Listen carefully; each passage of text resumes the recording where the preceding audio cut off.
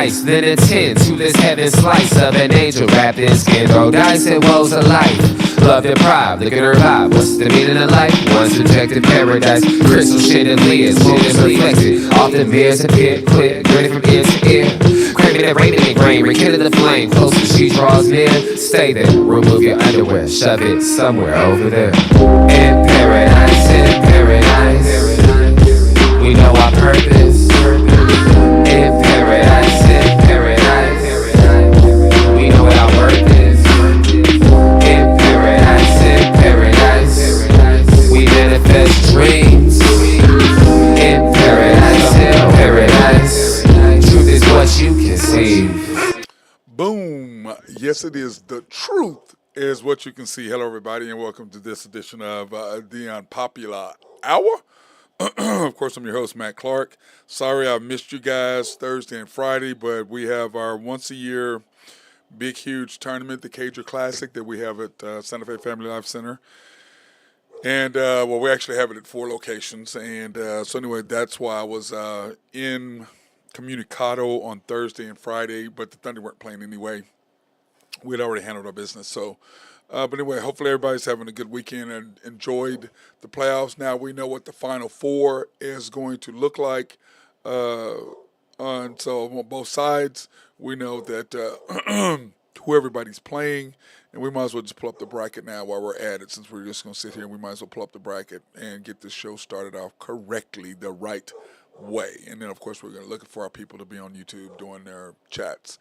You can go to YouTube, search The Unpopular Hour with Matt Clark. And if you want to communicate with me, you can do that on YouTube right now, just because we have guys that are normal guys coming. I don't know how many of them are going to come on, because today, we kind of miss, when you miss a couple days on YouTube, people tend to try to, they get doing other stuff and they get out of the routine of watching you play. So, but anyway, the Final Four is set on both sides. The Thunder and the Nuggets will go at it tonight in Paycom Center. I still like to call it Thunderdome. I don't know why I do. I just like calling it Thunderdome because it's what it was when it was the Ford Center. And then, of course, the Peak after that. So it was the Ford Center, then the Peak, then Paycom. Then, of course, the Timberwolves and the Warriors will go at it after the Warriors won last night, which we'll talk about that game. And then the Cavaliers and Pacers. The Pacers, of course, up 1-0. We'll talk about that as well. And then, of course, the Knicks and the Celtics start off then. So, but anyway, yesterday, the Pacers took care of the Cavs, which, I will say this, after the Tyrese Halliburton thing, which we talked about his dad, that happened, we talked about that on the show. After that, I think that almost galvanized the Pacers. They had those T-shirts that came out that they were all wearing, or that maybe that was a meme, but I thought those T-shirts that they were all wearing at the game that basically said "Control your dad," which, I mean, we all have had fathers, and especially if you're a black man and your dad was around as a father and a black father, they do things a little different. The household of a black father versus a white father are not the same. And so Tyrese Halliburton had to go on and, defend his dad. So I almost like that was a galvanizing force, I think, with the Pacers overall, because of the simple fact that everybody was against Halliburton. Of course, he was voted the most overrated player in the NBA by players. And then his dad goes to this stuff. And then they're not expected to beat the Cavaliers. So I think all of that combined almost helped them come together even more closely. It's us against the world type of mentality. And that's what it almost seemed like in that game. But the Cavs, they're the Cavs. Without Darius Garland, they're not the same team, because and I like Mitchell, okay? I like Donovan Mitchell a lot. But he is not a point guard. He's a guy that can go get your buckets. And Darius Garland is more their point guard. And they didn't have one. And it really showed. And you saw what the Pacers did with Halliburton as their point guard, putting it in other people's hands, to making the correct plays. And then when he needs to make a play, he makes a play. When he's a scorer, he scores. So that's what he did for the Pacers versus them being out without their point guard, Darius Garland. Now, do I think the Pacers are going to beat the Cavs? I think the Cavs still win. But this really just says a lot. And game ones, and we've talked about this before. Game ones are where if a team has been playing, the team with the most rest is a team that's harder for them. It's easier to get picked off because of the simple fact they've been sitting for so long. So, and then the opposing team comes in, they just got through playing, they're still in a groove, they're moving, and so it's a lot easier for them to go in and steal a game one. And we've talked about this many times. As the road team, or as the non-team with the home court advantage, game one is always the easiest one for you to win. If you're going to win one, it's a lot harder to win game two because now the team is the team with the best record, the higher seed, has gotten into a groove. So it's harder for you to beat them in game two. Game one is always the game to steal, because I've talked about this game before. Games 1, Games 3, Games 5. But really, Games 3 and Games 5 are the most important ones, really, really. Because what happens is, in Game 3, the team, if you've lost a home game, you've got to go win Game 3. Because you cannot afford to go down 2-1 and then completely switch home course. Now you got to play Game 4. They're going to be ready for it. You're going to go back to your place down 3-1 in Game 5. So, Games 1, Games 3, Games 5. Now, if you're the home team, it's all about holding home court advantage. Now the Cavs have given that away. The Pacers have went ahead and got what they needed, which was to steal home court advantage. Because remember, that's what happened with the Rockets and the Warriors. The Rockets steal home court back from the Warriors in order to force the Game 7. And then what happened? The youth and everything destroyed them. Whereas when you have the Pacers, they're a veteran team, but you got to figure out, what are you going to do with Turner? You think the Lakers aren't lurking in the sidelines waiting for this series to be over to go after Miles Turner for him to become a Laker? They tried to get him before, and LeBron blocked that. People forget that. They had a chance to get Buddy Hield, who was the hero in the Warriors-Rockets game. LeBron blocked that. Why? Because he wanted Westbrook and he wanted Carmelo. He wanted his boys to get them rings, and his arrogance got in the way. That's what happened. But instead, now they have a chance to get him again. The Lakers had a meeting last night or dinner. LeBron was not invited. J.J. Redick, Luka, because it's now Luka's team, not LeBron's team. And they've just pivoted away from LeBron, which I am happy about. But anyway, back to the Pacers and Cavs. I loved what I saw by the Pacers. They did what they needed to do to get a game one. Now, Donovan Mitchell is not going to go 1 for 11 from 3 in game 2. Okay, that's not going to happen. He will come back, and I believe the Cavs will tighten and tie the series and make it 1-1. I believe he'll come back and he'll play well. But without Darius Garland, it makes a huge difference. And you pull up the Thunder scouting report, and you pull up the Celtics scouting report, or injury report, not scouting report, injury report. What is it? Everybody's ready to go for the Celtics. Everybody's ready to go for the Thunder. No Porzingis, no Horford, no Jason Tatum, no Jaylen Brown. Everybody's healthy. So what that means is they're going to be ready to go and ready to defend their title. The Cavs, on the other hand, they got hit in the mouth. They'll be fine. And as I've said many times, game one is the game that the opposing team has to come out and win, especially when the team with the home court advantage is set the longest, which i.e. the Thunder tonight. Warriors and Rockets last night. Neither one of these games I got to see. And I was talking to my friend Jennifer about these yesterday when I got home from work from our tournament, which by the way was a good success, and there was some craziness going on. I was talking to the commander today, and I was like, man, should I talk about what happened at the tournament? Because I put a deal on my Facebook that said, don't let idiots ruin your day. Oh, they got ruined on Saturday. Idiots ruined my day, but it is what it is, so I'm not going to really beat it up too bad. But for the most part, the tournament went really well. It was a success.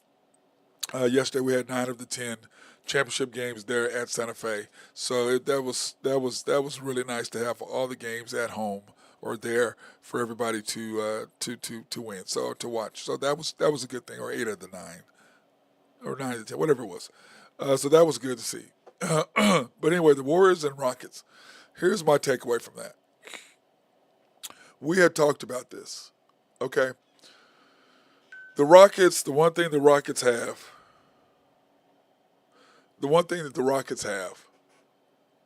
is youth.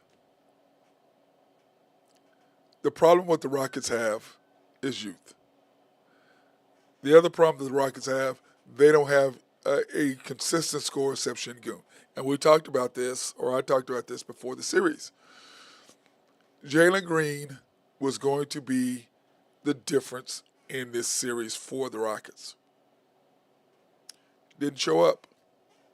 When you look at the Nuggets and the Timberwolves, James Harden, 7 points, nowhere to be found in the championship series.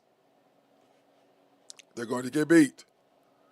When you have your player that you need more than one scorer, which is what the Thunder have. We have more than one guy. Now, we have the guy who can go. Then you've got J-Dub and you've got Chet to come in and support him. And then you've got Isaiah Joe coming off the bench and knocking down threes. And then you've got Dort if he's knocking down threes. And if Dort and Isaiah Joe knock down threes, Thunder are not going to get beat. But back to the Warriors. The Rockets just don't have any support. And whether they're going to get Kevin Durant or not, who knows. Now the GM says, okay, we're not going to go against our deal. We want to have a young team like what the Thunder did. We don't want some old guy coming in. Now what did the Thunder do? Our average age was 23? SGA and Dort were the oldest guys at 26. And then you bring in Caruso at 37 or 31. And I think Ihart is 29, so you up the age. But what did you do? You had to get some championship experience to go along with your youth. Because, as we talked about many times, you have about a 5-year window where you can really dominate the league before everybody else catches up with you and your guys get a little older. The Rockets, however, they've got the point guard, which I talked about at the beginning of the year, how the Rockets were going to be a scary team. I told everybody about that on this show and other show. I talked about, I said, dude, the Rockets, you better watch out for them. They've got a coach who knows how to play defense. They're long, they're athletic, but they don't have what? They got one guy, Shingun, who's a consistent scorer. They've got oh my God, what's his name? Anyway, their point guard. He's number 20. I can't remember his name. Anyway, y'all know who I'm talking about. Fred VanVleet. He's the streaky. He's the one in Game 6 did what he needed to do to get it to Game 7. Jalen Green, up and down 3 games. He scored 7-7, 7-8-9 or 7-7-9 or something like that. That's your second best player. Second best scorer. He's athletic, but he didn't go to college. Once again, chasing the money. Going to the WNBA or going to the G League instead of going to college. I'm just, no matter what they say, maybe you call me an OG, call me old head, whatever. You need to go to college for at least 2 years. Now, I should have left after my sophomore year in college, which I had a chance to go to the league, but I did not do it because back then you really didn't. If you're not going to be a top 5 pick, don't go. And I was not going to be. I would probably been somewhere in the late first round, second round, somewhere like that. And hindsight, I probably should have left. But because of who was telling me that, I didn't believe them, and so I didn't do it because of who was telling me that I should leave and go to the league. Jalen Green's problem is he's wildly athletic, but no skill set really, because he did not go. He reminds me of a lot of these street players who you go, if you want to learn how to play, go to the hood. If you think you can play, go to the hood. Now, they're going to be high because they're smoking weed, and they're going to be drunk because they're drinking 40s or, doing Boone's Farm or doing whatever. They're going to be drunk, drinking Crown, whatever, Hennessy, whatever. They're going to smell like alcohol, but they can play. They're going to be high, but they can play. So if you really want to know how good you are, go to the hood. And that's what Jalen Green is. A lot of those guys who are athletically gifted, but it's hard for them to play a organized brand of basketball, which is what his issue is as far as I'm concerned, which hinders the Rockets. Now, they can go back and they've talked about getting KD, which I'm talking about how the Thunder went and got Caruso, went and got Ihart. Older guys. Now KD is way older than that. And, but this is my thing. Somebody goes, well, KD, what does he have in common? KD just wants to hoop, bro. He just wants to hoop. He don't care about going and hanging out. He don't care about all this other stuff. He just wants to hoop. He is a hooper, but he's a bucket getter. He gonna go get you buckets. He gonna get you some buckets. So that's my thing with them. And KD wants to win. He does, and he wants to win another ring, and I get that. And if he goes to Houston, that's going to make it hard on the Thunder. With Van Fleet getting the ball, with Şengün inside, with him shooting, with Amen Thompson on defense, they're going to be tough to beat 100%. 100%. So that's the way I looked at the playoffs. Now, to get up to date tonight, today's games in the NBA, okay, we have the Knicks at the Celtics. Celtics are 9.5-point favorites, and we talked about that, how the Celtics are fully healthy. Nobody's hurt.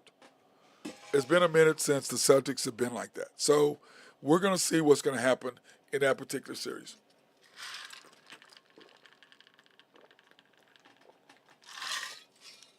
Sorry, guys. I've been drinking tons of water. I almost got dehydrated this weekend because I worked so many hours. But the Knicks and the Celtics, 9.5-point favorites, over under 212.5. My view of this game tonight, I think the Knicks, they just don't have enough. But I think, can they compete with the Celtics? 5-5, yes. After that, Tom Thibodeau is known not to play a lot of his role players, which he's going to have to. He's going to have to do that because if he doesn't, they are not going to win. It's not going to happen. Now, remember, when I said game ones, this more affects the Thunder than it does the Celtics. Because the Nuggets and Thunder are way more close together or closely tied than the Knicks and the Celtics. Now, do I believe Brunson's going to do what Brunson does? Yes. But on that being said, he's got more defensive players going to get run at him than what he had to deal with Detroit. On top of that, Detroit, the Celtics are not going to fall apart in the fourth quarter like the Pistons did 3 different times. I believe that the Pistons would have given the Celtics a more of a series than I think the Knicks will. That's just me. I do love the Knicks, but I think the Knicks are going to be done 5-6 games tops. The Knicks will be done. I just don't think they can really match up with the Celtics. I really don't. And the Celtics would have now lost 5 playoff games. Lost 3 last year, lost 1 this year, so this will be if they lose 1 at all. But I believe the Knicks will get them at least once. At least one time they'll get a W. At least once. But I think for the most part the Celtics are going to take care of it in 5. Now, that being said, Nuggets and Thunder. And we have talked about this. Now, I wasn't afraid of the Clippers or the Nuggets, but I was more afraid of the Clippers than the Nuggets, and the reason why is the Nuggets are only 7 deep. And you look at how many players they played and how long they played. I'm talking about the top 5 players. Jokic playing 40 minutes, Jamal 40 minutes, Gordon 40 minutes. And Russell came in, and let's give him his flowers. He played fantastic. He really did. So the Thunder being 9.5-point favorites tonight, 226, which means people believe it's going to be a lot of scoring, mainly on our part. Because is Denver going to be able to get the shots up? Are they going to be able to get buckets? I believe that they will. Because Jamal Murray is crazy in the playoffs. He's another. If he played in the regular season like he does in the playoffs, he'd be an all-star. He is a NBA all-star playoff-wise. But during the season, I don't know if it's because he doesn't care. I don't know if it's because he's not interested or whatever. But he's a completely different player in the regular season than he is in the playoffs. He just is. So you're going to have Jokic. Jokic is going to do what Jokic does.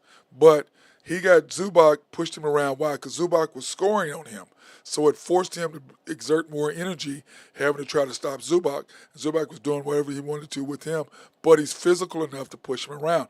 Ihart, same way.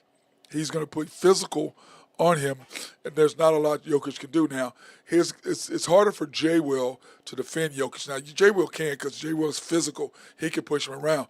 But his skill set that he brings to him defensively is not as good as what Ihart does because Ihart is bigger and more physical. Now, on the offensive side of the basketball, J. Will has an advantage over Ihart simply because J. Will can knock down a 3. Ihart does not he hasn't made a 3 all year.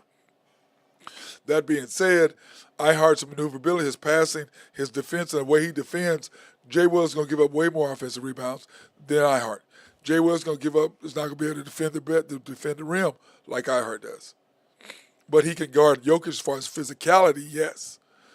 But that's about it. I mean, that offensively he can score, he can stretch the floor.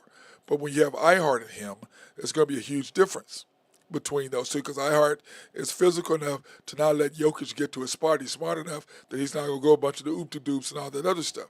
Then Jamal Murray is going to be Jamal Murray, like I said. I believe Gordon is going to be Gordon, but what do we have? Now you can put Chet out there on Aaron Gordon because he can guard him out on the floor, and he can also can't really he's physical, but Chet is still strong enough, and he can block his shot or alter his shot just a little bit if he tries to post Chet up. And you got Jamal Murray, and we already know who's going to get him. Dort's going to beat him up. Then Caruso's going to beat him up. And then Case is going to beat him up. So we already know what that's going to happen with that. Then you got Porter. Okay, Michael Porter Jr. You can do it that way. You can we'll put Chet on Michael Porter Jr. I think SGA will go on Michael Porter Jr. That's just me. And then you got Brown, and then what do you do with him? I think Brown gets on J-Dub. Now, you can also put SGA on Brown and put J-Dub on Gordon and put Chet on Michael Porter Jr. Then when you switch that lineup, and then you've got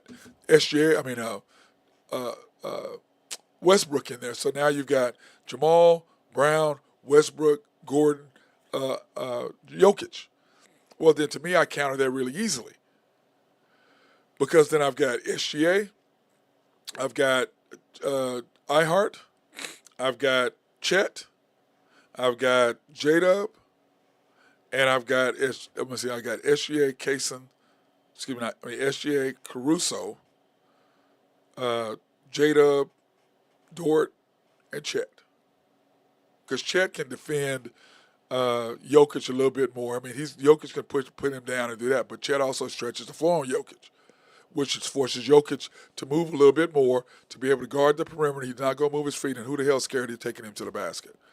But what that does is when you bring Westbrook in, what that means is you have the Thunder with the smaller lineup. We can guard him. Now, let's give Russell his flowers, like I said earlier. 40% from three from the corner. Knock down his shots. He's going to do that. He had a great series. He's going to do that. But what is Russell? What did he say? He was honest in his interview. You don't know what the hell you're going to get from him. You could get the three-point shot. You get the three-point off the side of the backboard, which turns into an easy transition basket. You can get a stupid foul by him. You can get a steal from him. You can get a layup miss from him. You can get a dunk made from him. You can get a stupid foul late at the end. These are all the things you're going to get with Westbrook, which that's fine and dandy. But at the end of the game against the Thunder, who are the number one team in taking care of the basketball, so what are your odds on getting a steal? Your odds are more greater that you get an offensive rebound because of your hustling than you are getting a steal and a turnover from the Thunder. They're not going to turn their back on you and you're just going to run behind and steal the ball from Chet. You're not going to steal the ball from Ihart out there at the top. That's not going to happen. Because if Westbrook, if Chet comes again, he double teams. Whoever man Westbrook double teams, you're in trouble. J-Dub, he can knock the three down. SGA, he can knock the three down. Caruso can knock the three down. Casey can knock the three down. Joe can knock the three down. All these guys, Jay Will, whoever you cheat and they make the pass to where you just left Westbrook, that's going to cause you to get beat by the Thunder. Remember, the Thunder beat the Nuggets 3 out of 4 times this year. We beat them 3 in a row. They beat us the 4th time, and they beat the brakes off of us. Why? Because we were done. We had already hit you in the mouth. It was 2-0. You come here, bam, we were at the game. I think it was me and Jennifer Commander and Kimberly, and I think Randy and Kimberly left early to go have dinner at Flips. I think they left in the third quarter or whatever of the game 3, the third game we beat them, our third time playing them. I think they left. The game 4 is the one that they beat us, and they smashed us. I mean, they hit us in the mouth, and it is. But here's my thing. The reason why I wanted Denver and the Clippers to go as long as they did is because, like I said, physicality of the game, which means by the time they play us, We're very physical defensively. What does that mean? By the time games 4, 5, and 6 come, you're going to be physically beat up. Jokic, Murray. Now, the energizer bunny Westbrook, I don't think he ever loses anything. I think he just does what he does. But physical, you're going to get beat up. The Thunder, we played 4 games. We played what? In the last, was it 20 days? We played 4 games? Or at West SGA has played 4 games in the last 20, 21 days? He's completely rested. Then all of a sudden you can see him starting to get his mojo back after resting those 12 days. You can see him those games 2, 3, 4, especially games 3 and 4. Oh, here he comes. And so I think he'll be a lot better because you looked at his numbers from game 1 up to game 4, how they completely changed. So I think he'll be ready. I think the Thunder will be ready. I think the Nuggets will be ready. I think it's going to be a hell of a series. But that being said, 4, 5, and 6, the physicality of what we're going to bring to them is going to make the difference. And as I've said many times, we've had a talk about this the other night at dinner. I was talking to, we had a group of us at dinner, and one of the guys at dinner is helps Mark with his yoga, was his yoga teacher or whatever. And he was asking me, I said, my problem is your dude. I said, that's your friend, and I mean, that has nothing to do with it. Your boy's got issues. Here are his issues. And if he doesn't change that, I said his biggest issue is he's analytical, not instinctive. And in the playoffs, it's okay to be analytical and have your numbers and go all that stuff. That's okay. But you have to be instinctive. You have to understand when stuff happens, how to make plays and be instinctive. Okay, I need to do this real quick. This is what's happening. That ain't him. He's analytical. He goes by the numbers, and that's cool. But there are times that you have to have an instinct, a feel for what's going on. The difference between great players and good players is the feel of the game. What is going on? How do I make a change here? And he doesn't.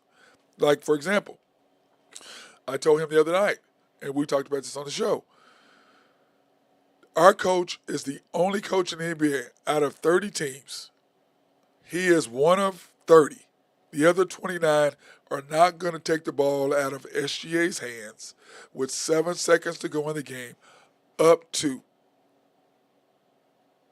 and put it into a guy's hands who shoots 60%, who's shooting 60% from the free throw line, hadn't shot any free throws all game long, and you're going to put him on the line.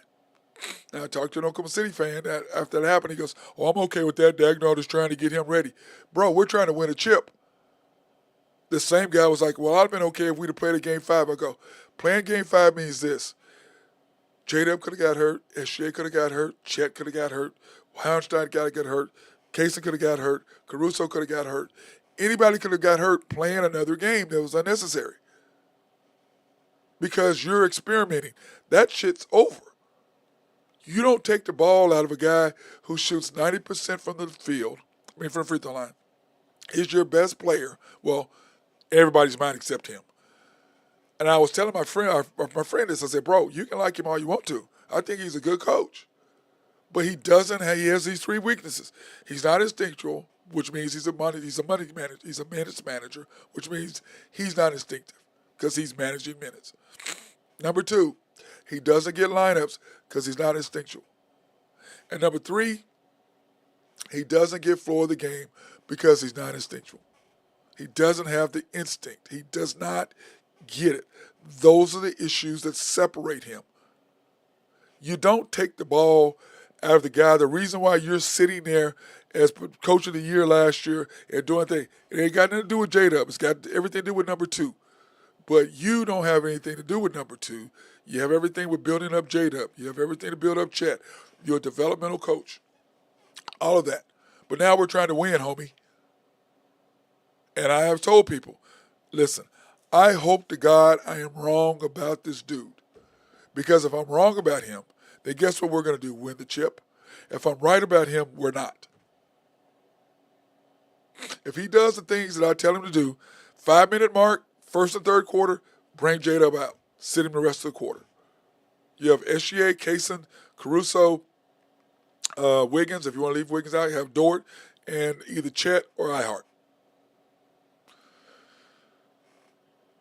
Second and fourth quarters, 6:47, 6:11, whatever mark that is, you take J Dub out.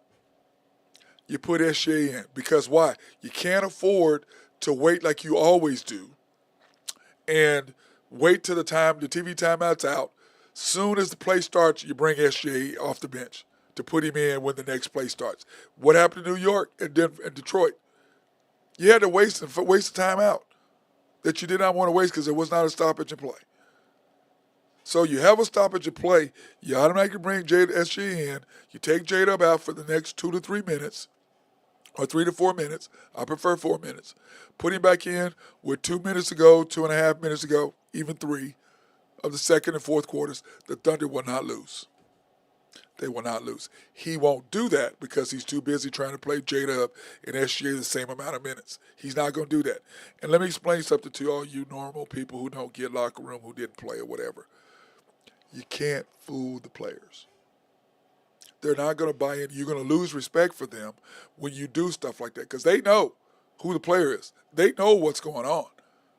Now, they may like one person over the other because I can promise you in every locker room, there's players who like each other and players who don't in every sport. There's cliques in every sport, in every locker room. 100% there is. But the one thing about basketball, you know who the better player is. There's no hiding it. You know who the coach picks as the best player. Nowhere to hide that. So, these are my issues with what's going to happen with the Thunder. Are we going to beat Denver? The question is, are we going to beat them 4, 5, or 6? The only way it goes 7 is because of the coach. The only way. But if he does those things that I just said, the Thunder will win easily, without question. Let's go ahead and take this opportunity to thank our sponsors. SRB, if you have any needs for engineering, surveying, or planning, go ahead and hit our guys up at Mark Long. Those guys, they love to take care of you. Also, if you have a water treatment plant in your city or county, hit those guys up because what we've always said, who the hell does not like clean drinking water? Or Grove Trucking, if you have needs for dirt, rock, or sand to be moved, hit our people up over there. They love to take care of you. Also, if you're remodeling a house and you need to have stuff moved off, call these guys. They love to be able to use the dump truck, pull up, because I have a friend of mine, Drew Hinthorn, did the same thing with Jose. Called him up. They were demolishing a house, tear the stuff down, put all the stuff in his truck, go dump it off at the dump. They can do that for you as well. YNB, family owned and operated since 1912.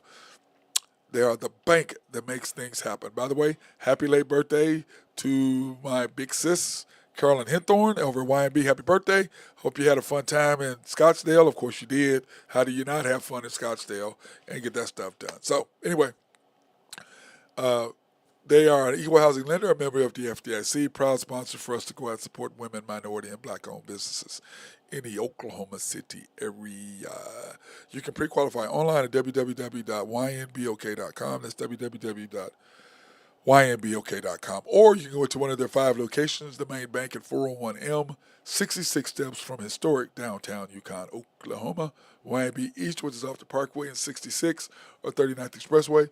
YNB Mustang, 218 North Mustang Road. YNB Parkway, which is off Garth Brooks and I-40, just south of I-40, right in front of the hospital. Cannot miss it.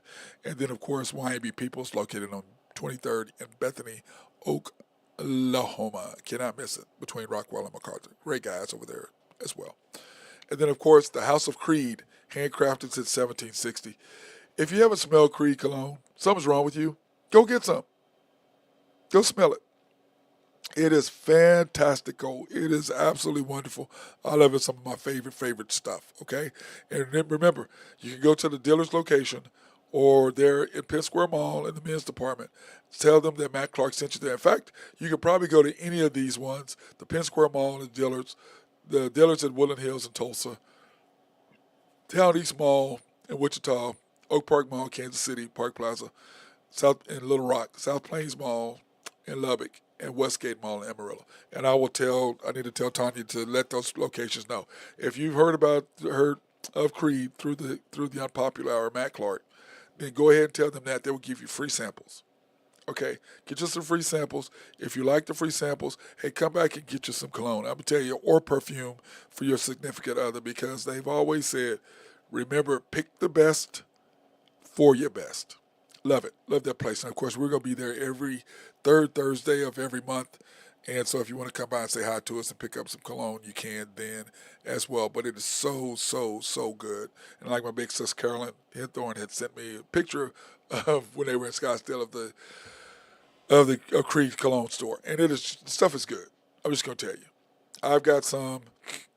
I had to get some, and then of course my friend I gave her some. So the stuff is just it's really really good. I can promise that you're not going to be disappointed because who doesn't like to smell good? So that being said, I'm gonna say this about the Thunder one last night.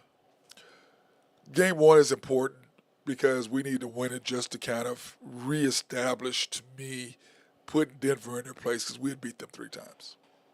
So put them back in their place and let them know, hey, we're the big dogs here. Okay, not y'all. We're the big dogs here. So let's do that. Number one, get that put back in place. Okay. Number two, what it also does is it lets them know that hey, you come from a physical series, you come into our series. The difference is our best player, second best player, are not going to have 7 points. Our best player is going to do what Kawhi did. That's SGA because he kills the Nuggets. Like I was saying the other day, the two teams he has the worst times against are the Memphis Grizzlies and the Houston Rockets. The teams that he kills: Denver Nuggets, Minnesota Timberwolves, the Lakers, Clippers, Golden State. He kills all. He beats up all those teams. He scores like a maniac against any of those teams. The two teams that he has the toughest time against, one of the two are gone. I mean, both of those are gone. So you've got the Warriors left, which he loves to dominate.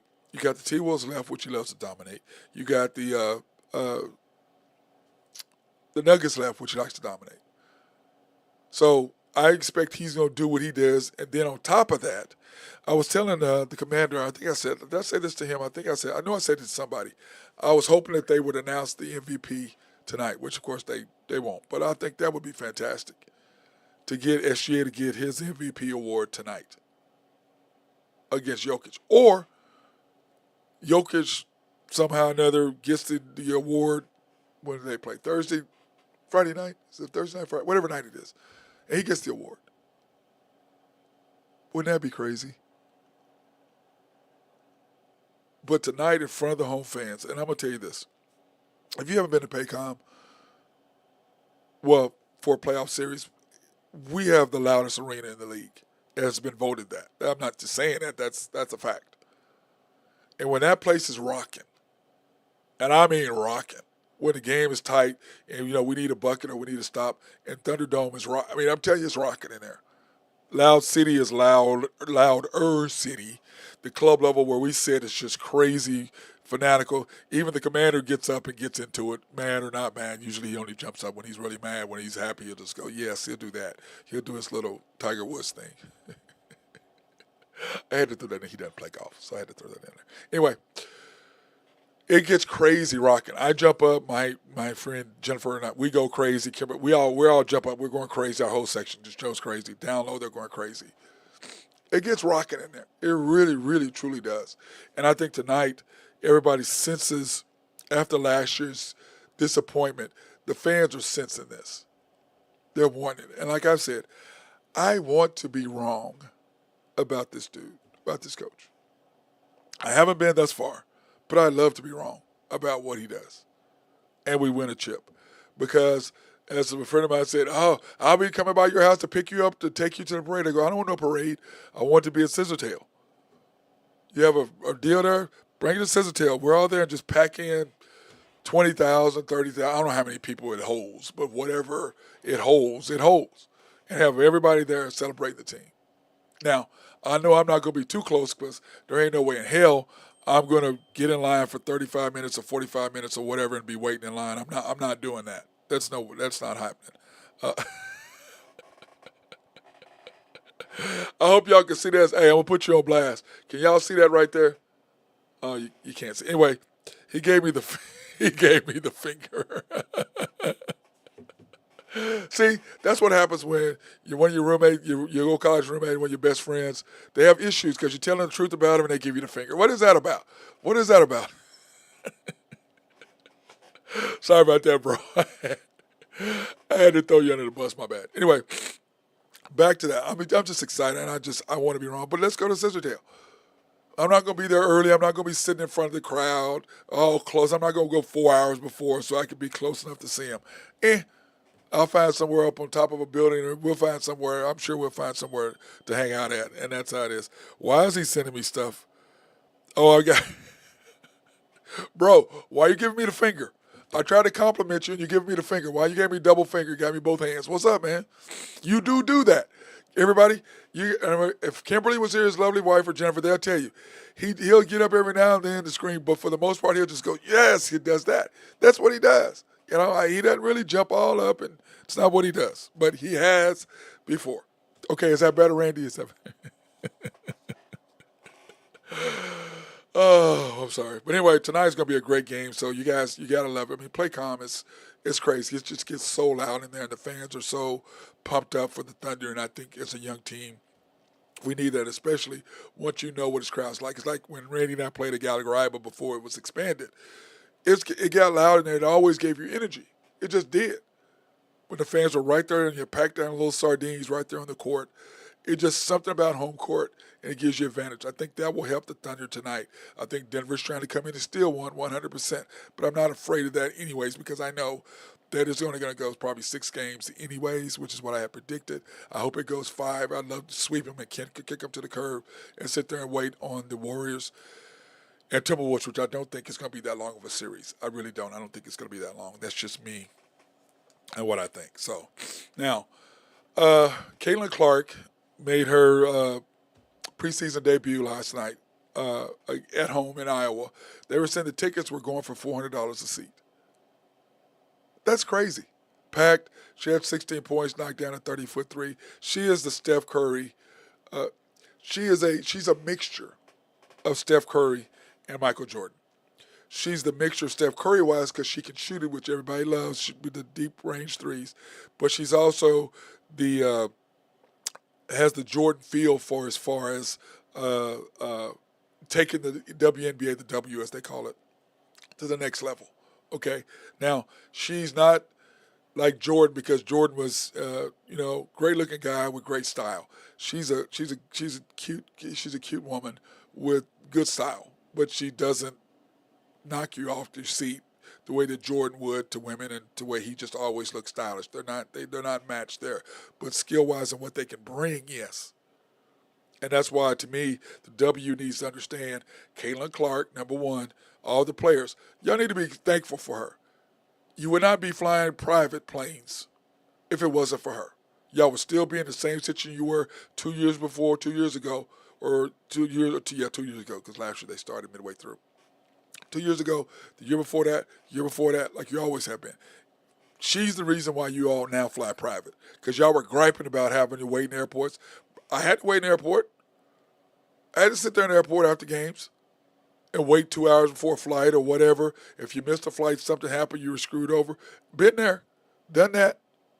I get it. But now you don't have to do that. Players today, men and women, boom, you jump on the plane, you go to your next destination.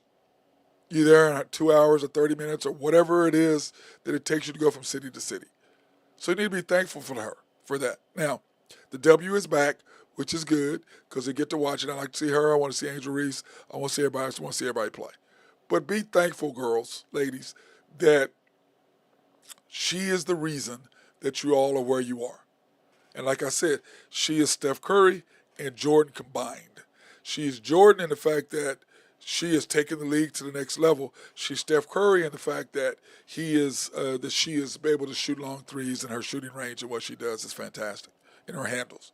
So she can do all that. So that's a combination. And that's the combination that's making the W go to where the W.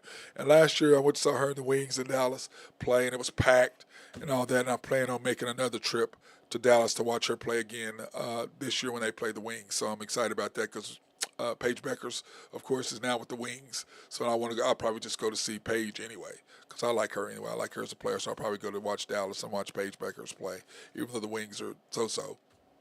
I still want to go watch her play. So I still want to do that. Now, Abdul Carter for the New York Giants. Bruh.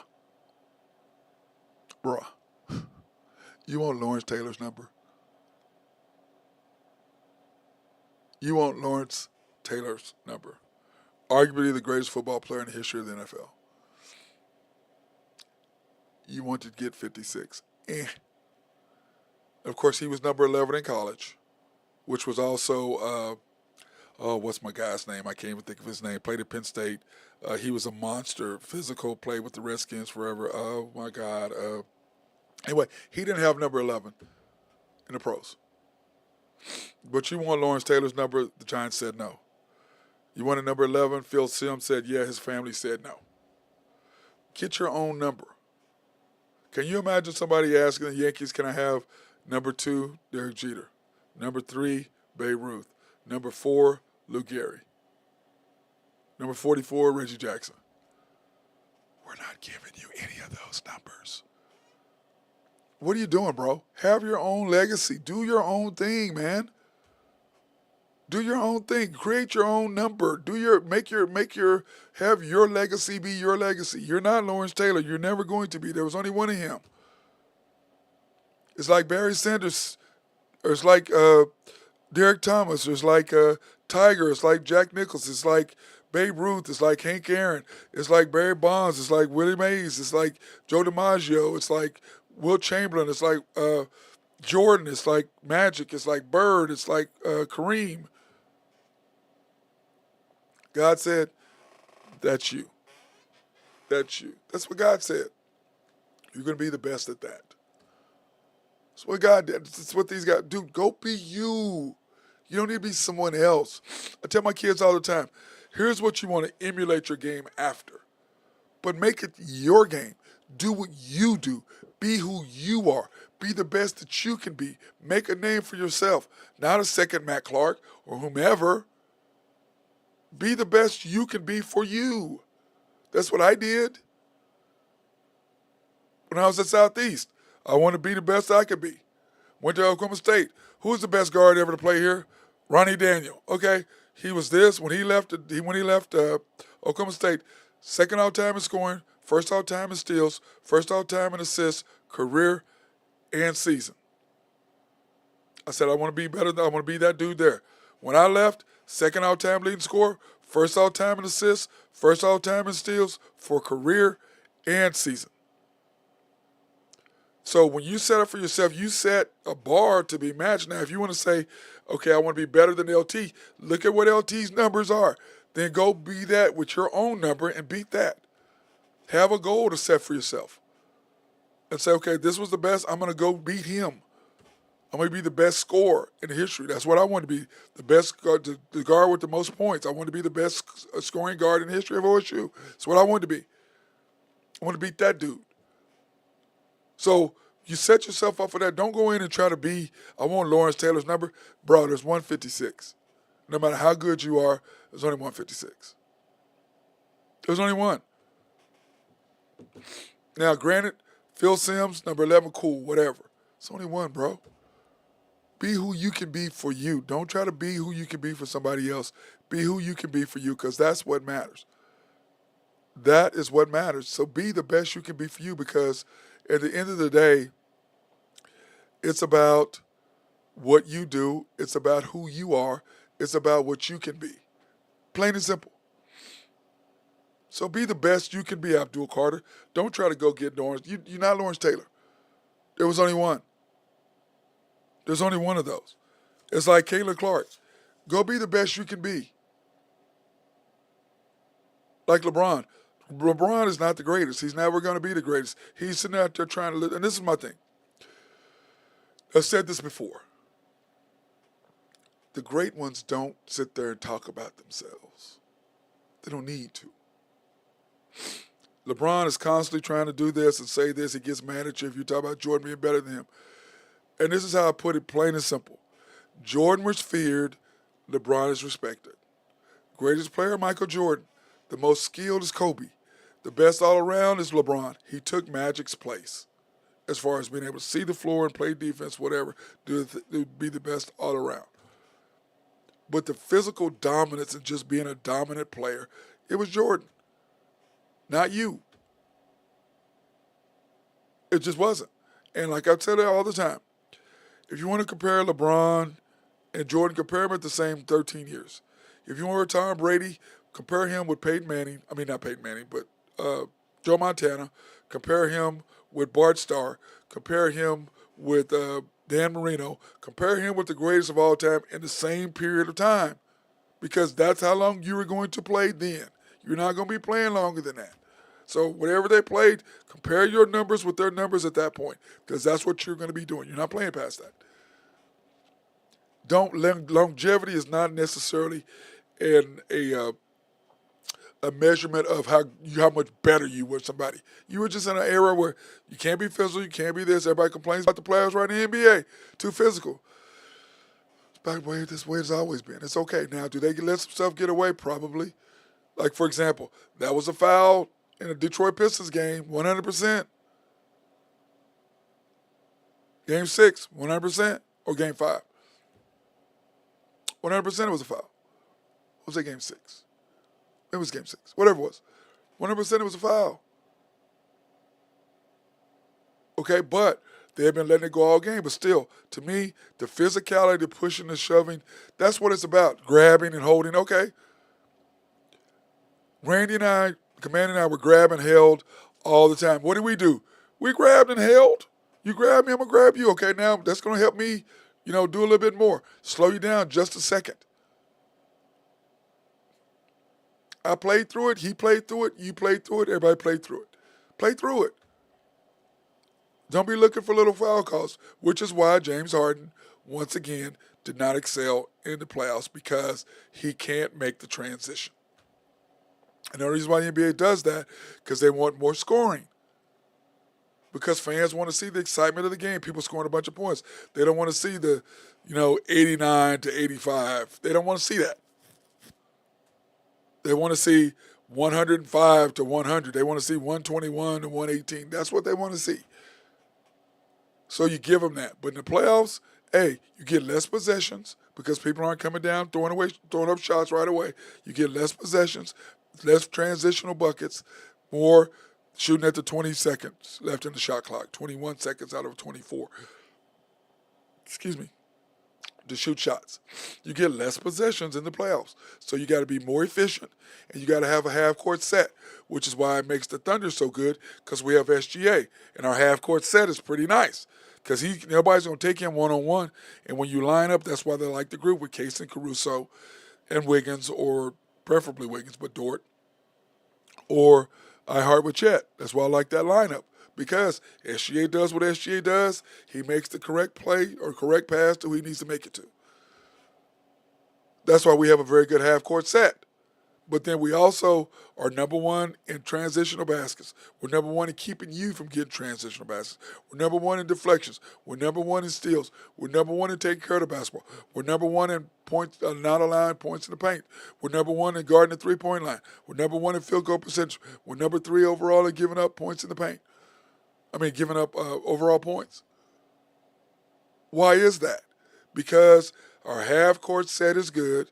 Our defensive perimeter is fantastic, which we needed to improve. Our outside shooting, which is very good, we need to improve. And our inside presence is fantastic with the addition of iHeart and the growth of Jay Well, along with getting Chet back. We are a hard team to beat. I think, what are we now? 20-2 with Chet and iHeart playing together, or something stupid like that, or 21-3 or some stupid number with those two playing together as two bigs, which is what going to be the problem with Golden State Warriors and the Timberwolves, which we'll talk about that tomorrow.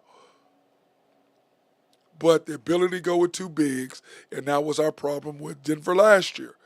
We had no answer for Gordon and Jokic.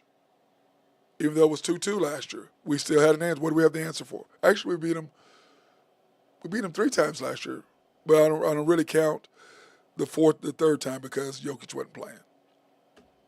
So anyway, when you look at that, and you look at what the Thunder were doing, or what the Thunder are doing, it's the same thing. Same thing. The playoffs are built for the Thunder. We're physical defensively. We beat the hell out of it. We beat you up defensively. That's what we do. We have a half-court offense where we can slow the game down because we have SGA, the MVP, leading scorer in the league, that can do what he needs to do. But then what does he do? He can hit Dort for threes. He can hit Joe for threes. He can hit Casey for threes. He can hit Caruso for threes. He can hit Chet for threes. He can hit Jada for threes. He can hit Jay Will occasionally for threes. Wiggins for threes. And as I said before, when Isaiah Joe and Lou Dort are knocking down threes at a 45% clip to 50%, nobody's going to beat us. Because those two are the ones that take the critical three-point shots. And then when J-Dub is in there with Wiggins, and Wiggins is on the floor, and then he's knocking down threes, we're unbeatable. You're not going to beat us. But my problem is, in the second and fourth quarters, when you have J. Will, Kaysen, Caruso, Wiggins, and Ihart or Chet, you don't have a ball handler, which is why I believe A.J. Mitchell needs to be with that group. Now, Dagnall doesn't do that because he believes, J-Dub doesn't have the handles. He can't handle the ball. Kaysen can't handle the ball. Caruso can't handle the ball. Wiggins can't handle the ball. And Chet or Ihart can't handle the ball. Bring the ball up the floor against defensive pressure. They don't. They don't have the skill set to do that. That's why A.J. Mitchell needs to play. It's for the simple fact he can get us into the flow of the offense. Makes all the difference in the world. So, but anyway, tonight we will be on after the game unless it's a blowout, which we'll still try to be on late. But the game is at 8:30 tonight. And it's a late game, so we probably won't be on until, midnight? So when we say 8:30, so probably game starting probably 9 o'clock, so 11:30, maybe 12. So it'll be late by the time we come on for the show for after the storm, but we will probably come on later on tonight, okay, for that. So that being said, hopefully everybody gets to go to the game. Remember, Paycom is the deal. Thunderdome. It's going to be crazy in there tonight. It's going to be rocking, and I'm looking forward to seeing you guys there. And then also, let's talk about my basketball camp, June 9th and 10th. Grades 1st through 8th, Monday and Tuesday from 8 a.m. to noon. It's $160. You can Venmo, Cash App, and we only take 25 kids. Okay, so hopefully you guys can come or send your daughter or son to campus, girls and boys both, either one. Now remember, need to come because you want to play. You want to learn to play, okay? You just bring your kids just to try to show up and give me a babysitting service. They're not going to last past the first day because it's just too tough. It's only for kids who want to learn how to play basketball. I can promise you that. So that being said, hope everybody has a fantastic day.